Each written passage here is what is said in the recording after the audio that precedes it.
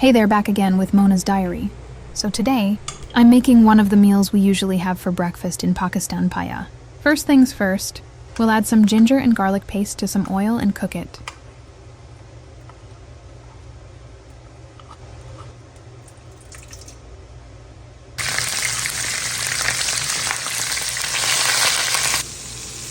Then we'll add in blended shallots and mix everything together.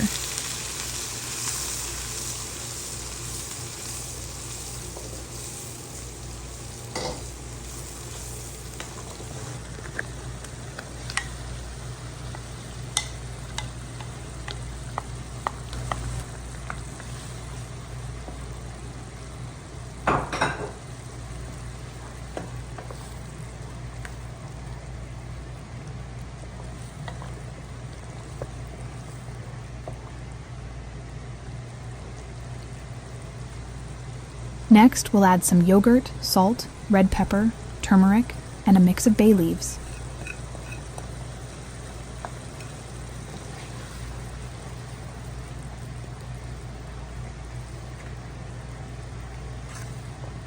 Next, let it cook for around 5-10 minutes.